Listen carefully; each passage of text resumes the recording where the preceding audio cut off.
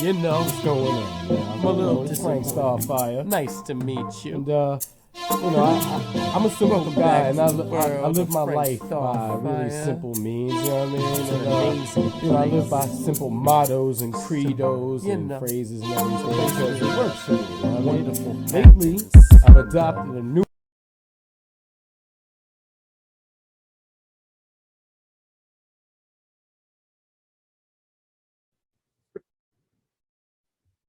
Hey, what's going on, y'all? It's your boy Frank Starfire, and this is the Just to Be Frank podcast. Thank you so much for joining me as ever. I appreciate you. We in season 3, baby.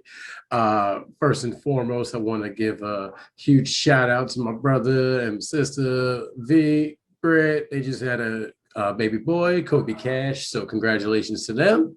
But we're going to get right into this here with my boy, Paul Mormondo, the innovator of Chakido system and martial artist action star straight from Brooklyn, baby. So we're going to let him in, man. We're going to have a good time.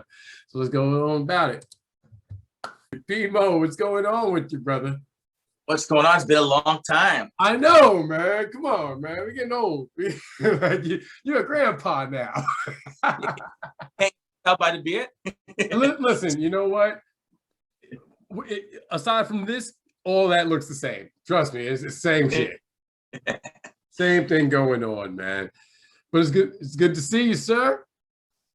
Likewise, brother. Likewise. Yeah, man. You know, I like it. Yeah. Thank you. This is, I guess, this was the onus of everywhere I was headed, I guess. Very nice. Very artistic. Awesome. Listen, man. You know, I have nothing better to do with my time besides make fun shit. So, man, but listen, like I said, it's good to see you. I know Lexi is what, like 14 now? And she's 14 in July, next month. Crikey, man. I can't anymore, man. All right. Look, man, tell the kids stop growing. I'm tired of this. I'm telling you. I don't want to, like, you know, I haven't managed to get down that path yet, but I think it's coming. I was just about to say that. Are there any little Frankies going on? Not yet, but we're working on it. I finally found somebody that's interested in doing it. So Right. That's the first step. I'm telling you, that's pretty important. That's the important part. But listen, man, you know, here on the Just to Be Frank podcast, you know, the main thing we always strive for is honesty and just in history, and we try and just be positive. But you and I met under very auspicious circumstances, we'll say, because we tried to film a movie and somehow that didn't work out. I ain't gonna say no names. In all fairness, I was so intrigued by the technology at that time with the advent of the DSLR camera, and kind of new to me as well. So we jumped on that bandwagon. We attempted to make Double Fist, which was the film. So yeah. I mean, blame anybody. Now technology has increased so much now that it's got even better than it was previously. But we were probably the first visionaries. You, myself, Leo, and everybody. You know, so we were trying. We tried our best with the limited resources that we had, but you know, look, truth is, I think if we'd have gotten the chance to finish it and put everything together properly, I think it could have been a definite. I think that shit would have been dope because the story itself was a fantastic story, and like today's times, that's the type of story you want to see. Absolutely. Absolutely. That was the story definitely was ahead of its time. And I'm not sure if I ever told you or if you know, but when we did cut the trailer, we did have a meeting with Redbox, and Redbox really liked the film. You know, they liked the trailer, at least. They liked the premise of the film. They liked the trailer, but obviously the deliverables weren't up to par, so right. But they did like it, so that was a plus. That actually gave me a little confidence as well, you know, in filmmaking and acting. And so we didn't do it that bad. Just that we didn't have the crew power nor the monetary money, the monetary resources to make it the way we wanted to. Right, and in all fairness, I'm like, for me, I wasn't as confident in that as I know I am now. You know, but I mean, look, the truth is, I saw a problem. I saw the problem. I saw what needed to be tackled. I saw a way to tackle it. There was like, it could have been done. I think it could have been done, and it should have. You know what I mean? But I realized that haunts me because I do want to tell that story, and I would love to revisit that. And it's on my path. Hopefully, before I become a great grandfather, and I'm able to play the role, and I won't have to play, you know. But I wouldn't mind doing that story. It was a pretty good story. I think it was a great story, man. And you know, listen, nowadays, shit, we can de-age you with CGI apparently. So I mean, what can't we do? If De Niro and Pacino could do it, why can't I do it, right? Listen, Snapchat has a filter for that. I mean, damn. we just came in the wrong era, man. That's it, man. But Anna's good. How's everybody? You know what I'm saying? Everybody's They're all good. We're all good, thank God. We, you know, surviving this pandemic so far. You know, thank. I mean, no casualties. You know, I mean, we've lost a few, but nothing. I don't think it was to COVID, as far as I know. It was just, you know, other things. But you know, I'm sorry to hear that. You know, unfortunately, you know, these things happen, but we keep pushing forward, and we continue their legacy through just good works and treating people and showing what we learned from those ancestors. You know what I'm saying? You innovated a martial arts system, and martial arts is something that I talk about heavily on this show, simply because I feel like, and this is coming from somebody who's never had an opportunity to take a martial arts class. I recognize that martial arts in and of itself is a great booster for self-discipline, self-respect. And when you have self-discipline and self-respect, you have respect for others. You know what I'm saying? Like that shows, you know. You've been a martial artist your whole life. Yeah, I started a couple of days ago. You know what I'm saying? I bought my first dummies from martial arts the other day. No, I'm like, martial arts has been my life. Been through my journey through my life since I was a child. Since I was about 13 was when I started, and I don't want to reveal my age, so I can't say. I'll just say it was 20 plus years, even though it's more like 30 plus years. But I've been doing it forever, and it has saved me so much. Not to sound cliche or drawn out like everybody else is, but it's really saved my life so many times. And I'm not talking about the fighting part of it. I'm talking about the mental aspect of it. Mm-hmm. People don't realize. It's just the problem with martial arts nowadays. Is that people do it as an extracurricular activity. So like, hey Johnny, do you want to do basketball or football or baseball? How about karate? And when you have that mindset, it really doesn't work. I mean, it's cool. It's great to play other sports. I'm not, I played baseball my whole life. That was my sport. Can't play basketball. My life depended on it. But I respect every single sport that that I mentioned. But martial arts is not really a sport. I mean, we do have the UFC, which is a whole different paradigm. But you don't play karate. You don't play boxing. You don't, like, these are not games. You know what I'm saying? You play football, you play baseball. Martial arts is a lifestyle. There you go. Not even a lifestyle. It's a lifeline. Yep. You know? The funny part is you understand that more than most martial art senseis. How's that? More modern day ones, I should say. I'm not going to talk about the old school ones, but more modern day senseis are really more commercialized, and it's just a whole different route. But yeah, it's a lifestyle, it's a culture. It's something that you just, you don't just do it for like a couple of months and move on. Right. You live it, all that stuff. So right.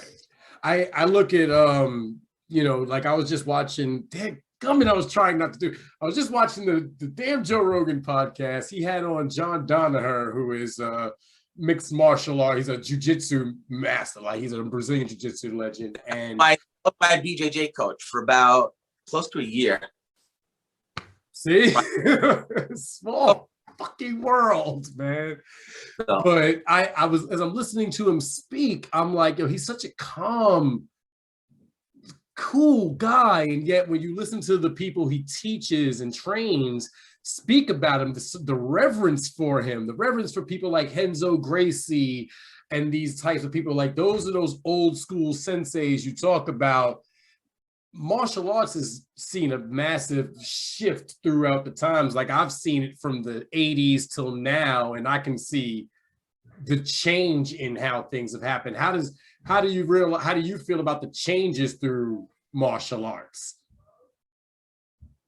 Like as far as it's changed so much.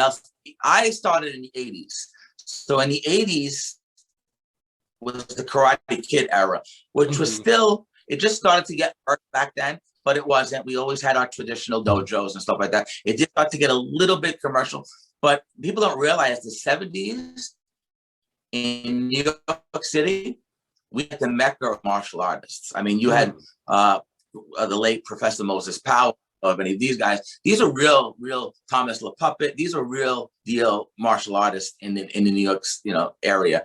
And these guys were just amazing, amazing martial artists. They lived it, and they walked, they talked the walk, whatever the terminology is. They were the real legit people. Then as the 80s came along, when I started to get into the martial arts, was fortunate enough to have really good instructors that were very traditional. But as we started to progress in the 90s and the 2000s, it changed so much. And like right now, back in the day when you were a martial arts instructor, you were probably poor. You probably had a second job, and you did it because you had the passion for it. Nowadays, you have like a lot of commercial, what we coined McDojos, and you have a lot of dojos out there, and it's like people get black belts at like 4 years old, and it's just a different era, different time. It's more commercial than it was. The Brazilian Jiu-Jitsu started to bring that back when that came about, because when I started to take Brazilian Jiu-Jitsu, it took you like forever to get a blue belt. Right. That was your first belt. So like you didn't test for your blue belt. You didn't ask the sensei or the professor. They weren't really sensei, they're called professor. You didn't ask the professor for your belt. You just rolled and rolled and rolled. And Brazilian Jiu-Jitsu, which is one of my favorite art forms. That's not my main thing. I'm not proficient in it. I wouldn't even consider myself a great Brazilian Jiu-Jitsu practitioner, but I have a deep respect for it. What I loved about it is, if you've ever taken a Brazilian Jiu-Jitsu class, is that you come in, you learn 2 or 3 techniques, and then you immediately what you call roll, which is like the equivalent of sparring. Right. And you're just testing the material that you already learned. You're actually what we call functionalizing it. So it's not like in a karate class, and a lot of karate people are going to hate me for this, but where you're just throwing things in the air and you're not hitting each other. Brazilian Jiu-Jitsu is not like that. If you don't want to get tapped out, choke to death, turn pink, maybe rip off a limb or something like that, you're picking the wrong style. And and it sends over to the MMA stuff, and which MMA, I'm a big advocate of MMA. I think doing MMA. Actually, we started MMA in my dojo in Brooklyn in 89.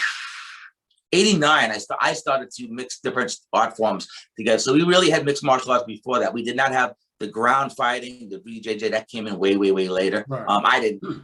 The Gracies were ingenious to bring that on, because they took Japanese jiu-jitsu and they just really isolated the whole floor technique. They made a system of it that was amazing. But before that, before that, there was no ground fighting, or it was very limited, or there was nothing like that. So, right. Well, I know judo has some submission techniques, but for the most part, the only time you'd see ground anything, especially when I was coming up, was wrestling. Like collegiate wrestlers, like that's all you really saw was that. And through the rise of the UFC, like I remember when the UFC first came out in the early 90s, and then started its steadily ascension to the top of the thing. And because we grew up with the ABC's Wide World of Sports, and they had that was the only place you'd see karate competitions and judo and these different things. That was the only place you'd see it. So now you've got a whole league where it's like, or a whole show where it's just different types of martial arts. And of course, I guess the early ones were could karate beat judo, and could sumo beat, like it was kind of hokey at first. But these are questions that have gone on in every cipher I've ever sat in since the dawn of time. Could Bruce Lee be XYZ if they were, you know what I'm saying? These questions, like we always ask these questions. Why do we always ask these questions? You know? Exactly. That you know, that's a question that always, can you take Bruce Lee, or can Chuck Norris beat Bruce Lee, or why did Chuck Norris lose to Bruce Lee in game of Return of the Dragon, I think it was, or you know, all these things. And matter of fact, Michael Jai White, who I love, who's a great martial artist, right? And yes. He came out, actually made a comment, and I heard, I'm probably going to get cremated on this one, but Michael said, quote unquote, he wasn't really trying to be disrespectful. He was trying to say that in any type of combative sports, you have weight classes. Right. So, you know, Michael J. White is probably, I don't know him personally, he's probably in his high 190s, 200 pounds. He's like 230, I believe. Okay. Yeah. And Bruce was 167 at his prime. So you're trying to tell me that there's a 100-pound weight differentiation and two trained martial artists, and you're trying to tell me that Bruce Lee could annihilate anybody that ever lived. And I am, by the way, just for reference point, I'm a certified JKD Jeet Kune Do instructor, and I have my lineage, Bruce from Dan and DeSanto and all those guys. So I'm in no way ever going to disrespect my Sieg Kong. But when it comes to fight, I've also trained 5 world champion kickboxers and stuff. So I know the fight game. And to say that Bruce Lee would annihilate Michael J. White, or he would annihilate any, it's not fair, first of all, because Bruce Lee wasn't a fighter. Bruce Lee was a teacher. He was an actor, great actor, and a great martial artist. And his speed was, you know, amazing. Mm-hmm. But he never proved it. It's a big difference between talking and going into that ring, or going into, you know, the cage. It's a whole different thing, you know. So in defense for Michael J. White, who actually retracted the statement later on, you know, look, I wouldn't want to fight with Michael. So listen, I agree with you 100%. I heard the quote. I watched the interview. I understand the context of which he said it, and I agreed with him 100% too, because that's exactly true. Like, yeah, Master Bruce. We all know Master Bruce was amazing, and yet if he'd have fought somebody with 100 pounds on him, give or take. Like, come on, man. Let's just be honest. Physics doesn't work that way. You know what I'm saying? Physics works in a way where, okay, yes, I have more mass, more muscle, more, you know what I'm saying, which is going to equal into force and all. Come on, man. Like, stop it. And I saw he got, you know, mad people cursed him out in the martial arts community, but any true martial artist was like, yeah, I agree. You know, yeah, exactly. No one's, first of all, if you go through life thinking that somebody's the greatest, let's go off of martial arts 1 second. Like Babe Ruth, I think, is considered one of the greatest baseball players of all time, or Garrett. That's fine, and they are the GOAT, right? Greatest of all. We don't take anything from them, but why play baseball, or why do martial arts if you can't ever in your mindset think that you could be better than that person, even if it's never true, even if it's not true by any means. Like, why be an actor if you can't beat Al Pacino? Right. Now, I'm not saying that everybody's a better actor than them or a better athlete than those other people, but if your mindset, if you have a losing mindset going into something, why do it? You know, why do it? So I disagree. I think everybody should get respect. Absolutely. You know, and that's what kind of why you mentioned Joe Rogan. I love Joe Rogan because he just tells like it is. And people don't realize Joe Rogan's a really good martial artist. Yes. You know, besides being a comedian, I mean, if you watch him kick, man, he knows his stuff, you know, and he's also with Eddie Bravo. I'm not sure if he's a black belt. He might be. I'm sure at this time he's a black belt. I think Eddie Bravo gave him his black belt, I believe. Yeah. But he knows his stuff, and he calls out people all the time. And, you know, and I give him a lot of props for that because, you know, and Michael shouldn't, if Michael's watching this, you shouldn't have retracted your statement, man. You should have stood by your statement, but I know why you did it. I know. He didn't retract it. He clarified it. He definitely clarified it, but he didn't retract it. He still said like, yo, if this was real on real street fight, like for real, or, you know, he knows he'd win that fight, but he also clarified, like, again, this is about weight class, and like he put the science behind it. So, right. You know. But that's what you got to have, man. You have to have that science base, especially in everything. And I think martial arts should be one of those things that's taught in schools. You know what I'm saying? Like that, it should be incorporated into a school curriculum. You know what I'm saying? Because martial arts has a way of humbling you. You'll find much less bullying when you actually know martial arts and you actually are with somebody who trains you in a proper way, I think. Now, perhaps I'm an idealist, but I wonder what you think about that. Absolutely. You know, like I'll perfect example, and I'll be kind of blunt. And the reason why I got into martial arts because I was bullied so heavily. And the only thing on my mind for the first 5 months of training or 6 months, whatever it was of training, was revenge. I wanted to learn just enough so I can take care of the bullies. But what I realized a couple of things, by the way. One, I realized that traditional martial arts didn't really hold up too much in the street fight. And I learned that the hard way. And I'll get to that in a second. But secondly, when you start to learn and become really good at something, it's like whatever, you know, you don't want to fight, you know. And my Sifu now is Sikong, actually, Paul Vunak, who is a Jeet Kune Do master, and he runs PFS. He teaches an extremely violent system of martial arts, right. which is called tactics. And he actually used to teach the Navy SEALs.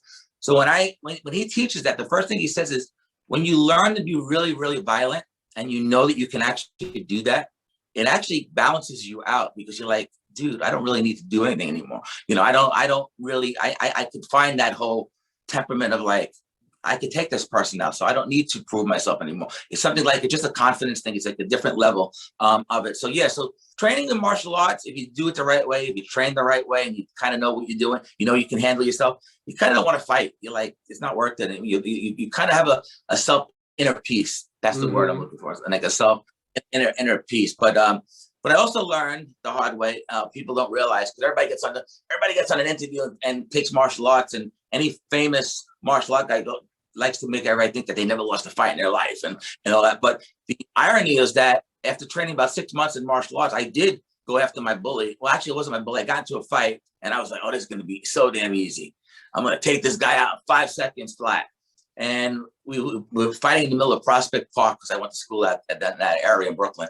And I'm like, I'm going to beat this guy. I'm going to be the fan favorite of everybody. Well, if I tell you, if it wasn't for the WW fight, because I was a big wrestling fan at the time, any martial art technique that I tried to use at that moment did not work. And it didn't work because of the execution. It did for the adrenaline. Somebody got to tell me that when you get excited and you get adrenalized and your heart goes like this, that your reflexes get really slow. And it's a whole different world than sparring, when the sensei is watching and goes, okay, go, and sees that you're getting hurt and stop. Street fighting is a whole completely different paradigm. And somebody forgot to let me in on that. So while I didn't get annihilated, thank God, I held my own. I definitely didn't win the fight. You know, I didn't do what I was supposed to do. And I just body slammed the kid, and he punched me in the face. I ended up with a black guy. But it was the thing that taught me that this martial arts stuff, there's more to it, and you really need to research. And that was my lifelong journey into learning.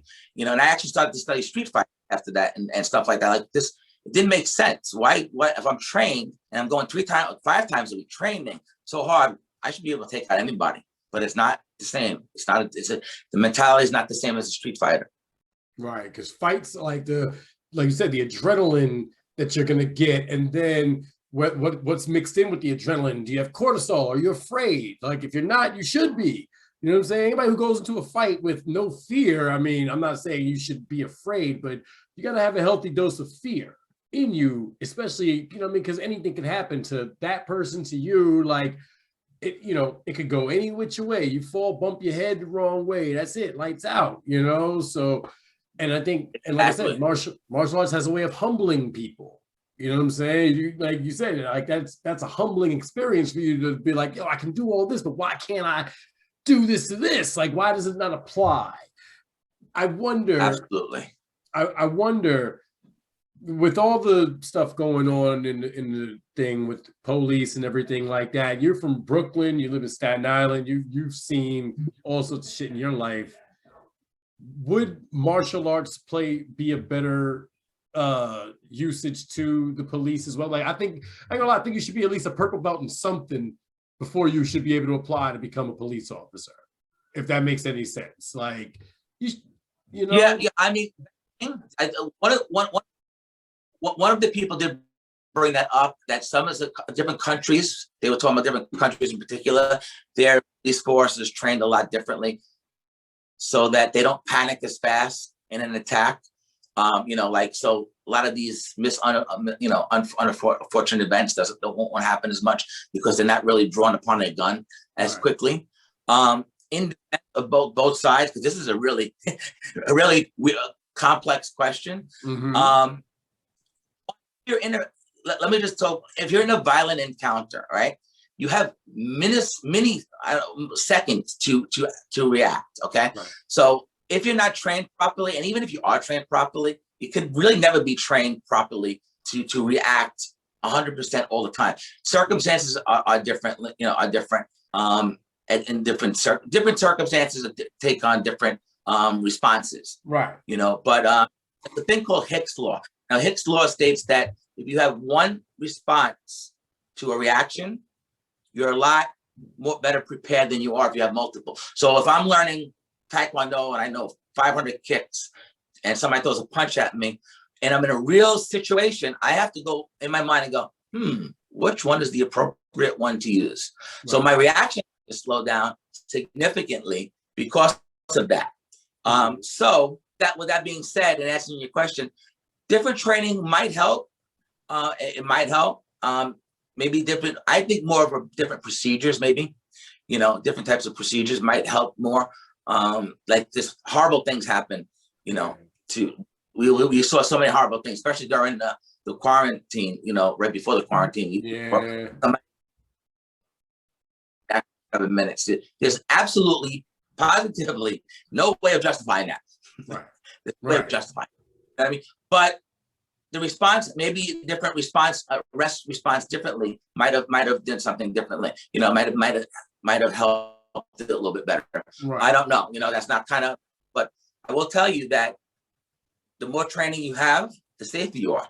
Because you could always rely on it, so it does not hurt. So yeah, training police forces, definitely giving them more resources to use, as opposed to just like, okay, this is what's going to happen if I'm in danger. I'm going to reach for my sidearm. We'll eliminate a lot of deaths. Right.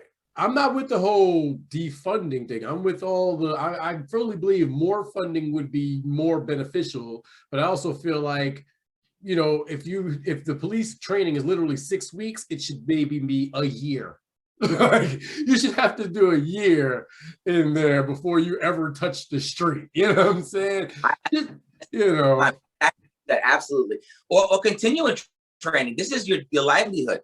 Your life's stake, and the people you're protecting's life's at stake. So you have to be well prepared to be able to do so. So we'll leave it at that.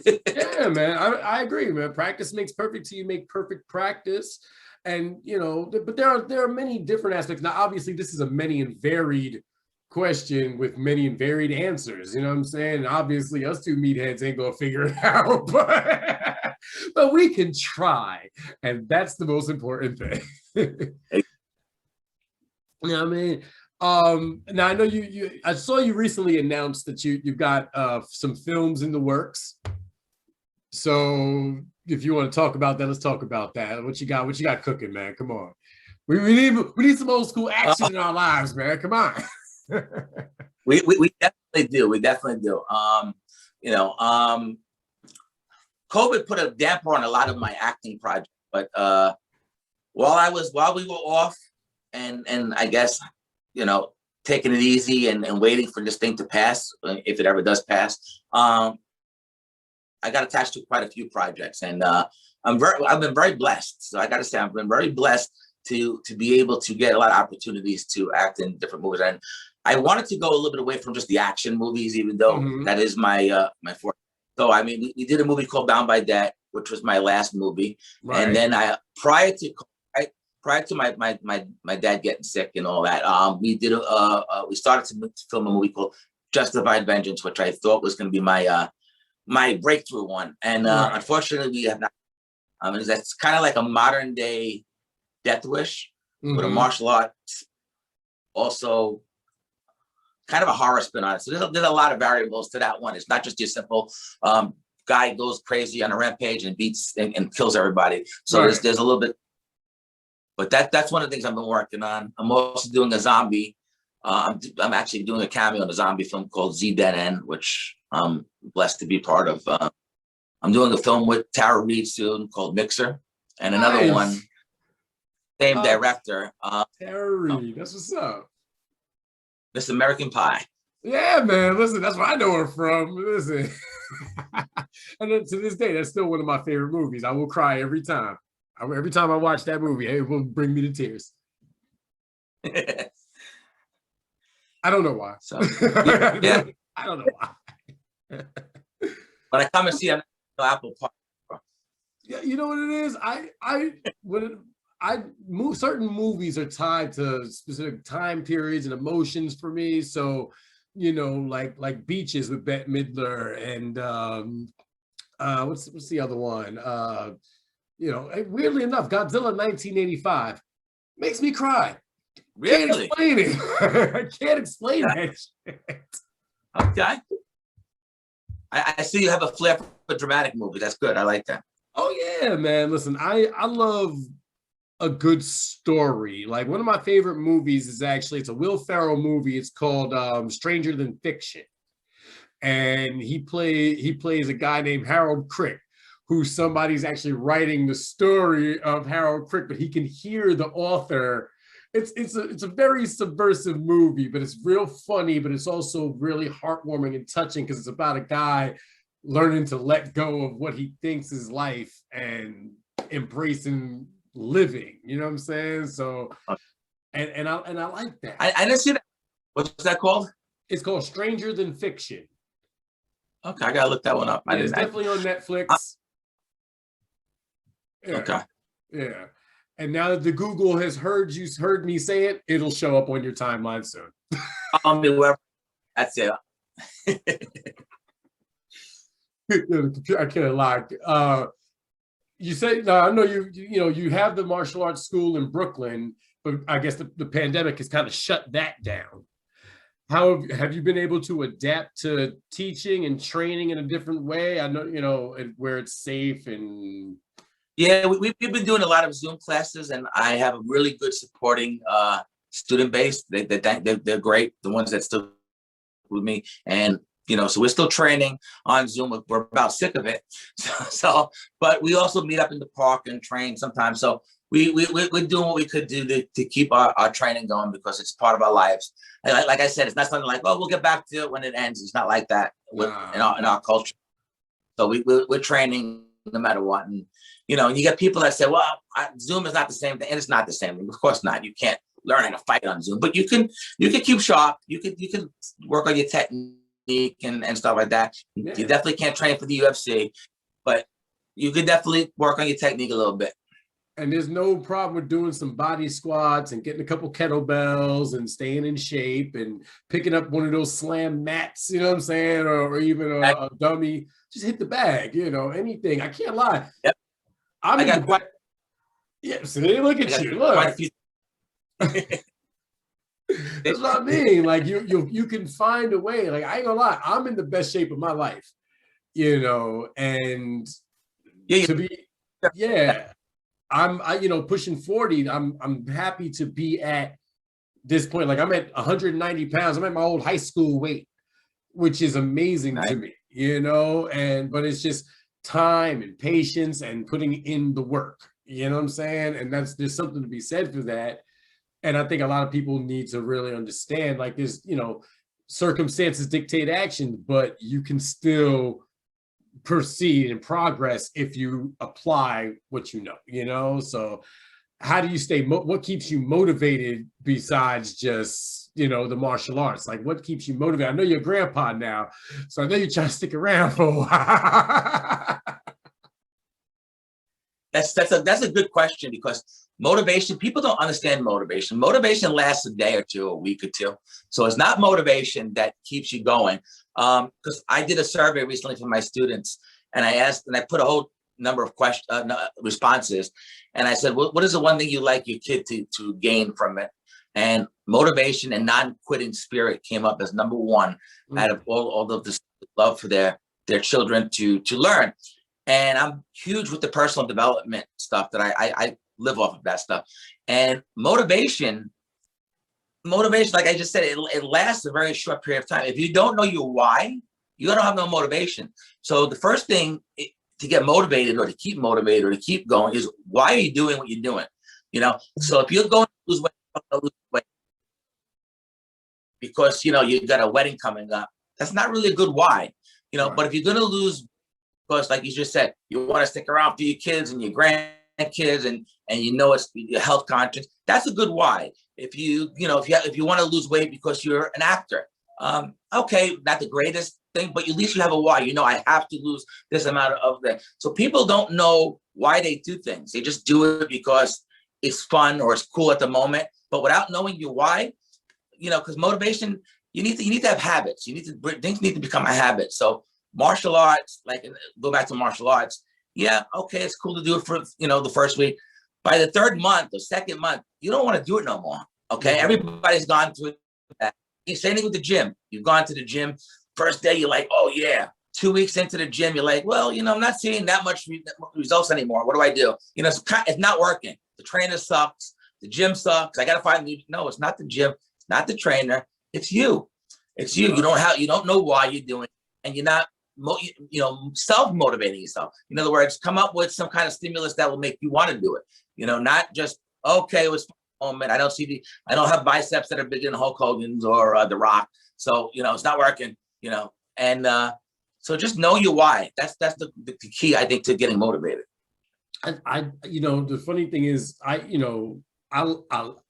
never been motivated to do or even enamored enough to try and stay in the gym. Like, this is the most consistency I've had in a gym environment in my entire 38 years. And, you know, my boy V, he pushes me to go, you know what I'm saying? Because he goes and I see the development, and it took a while for me to start seeing the results that I wanted to see. Like, I'd go, like you said, I'd go and I wouldn't see the results. All I'd feel is tired and achy, but I'm not feeling any muscle. I don't see fat going away. And, you know, it's frustrating at first. And then just over time, I just stopped caring about that. I just went right. Just to, you know, it became habit, especially during the pandemic. I was like, you know what? Well, if this is a lung ailment, all right, so I want to make sure I got good cardio and everything. So my thing when I first started was go to the gym, hit the elliptical, get your cardio going, you know, hit the bike, get your cardio, get your heart rate up, get your lungs going. And it just became the mantra. So then when I found when I found out about Joe Rogan, because when I first started watching his podcast, I didn't know he was a martial artist. I didn't know he was a stand-up. I didn't know anything about the guy at all, except that he was the host of Fear Factor at one time. That's all I knew. Yep. But the motivation, like, he's got people, he has people on there that are so motivating. Jocko Willink and David Goggins and all these people that are damn, they motivate you to want to get up and do something. And I felt like, you know what? If I'm going to be on camera constantly, you know what? I should look better. You know, I should be healthier. I should practice what I preach. You know what I'm saying? So this is what I do now. Like, I just came from the gym a little while ago. You know what I mean? But I still indulge. I still enjoy my whiskey. I still smoke my weed. I don't smoke cigarettes anymore. You know what I mean? But those things are my why. My why has become surviving. My why has become living. My why has become my girl, you know what I'm saying? My family. That's my why. And I think that's important. You got to find that why. Absolutely. You know? Absolutely. Oh, man, I love it, man. And, you know, you never got COVID, I'm guessing? Did you ever get it? Yeah. Yeah. Are you gonna get the vaccine? I'm really into natural stuff, natural cures, and I'm not opposed to vaccines, or I'm not opposed to any of that stuff. Right. It's just that I think there's not me right now, so I'm gonna hold off a little bit. But body that, you know, I'm with it, you know. But Yeah, I'm gonna hold off a little bit, you know. Same thing I said. Like, listen, there's not enough information about the long-term side effects or what have you. I recently spoke to a doctor who was a part of the initial clinical trials for the vaccine, and she said that they check her every 6 weeks or so to make sure everything is copacetic. But from what they can see, it doesn't alter the nuclei, so it doesn't alter your DNA in any way, which is one of my fears, in that it can alter your genetic structure. You know, I'm not an anti-vaxxer in any way, but I am a big fan of knowing what you're putting in your body. You know, so I love holistic medicines. I feel like there should be a great balance between Western medicine and holistic medicine. I think they need to find a balance between the two, because you can find a balance between the two. You know, but I also think that not enough people are, you know, we're taught that holistic isn't necessarily a good thing. It's hokum, it's fake, it's witchcraft, or, you know, we're taught stupid shit.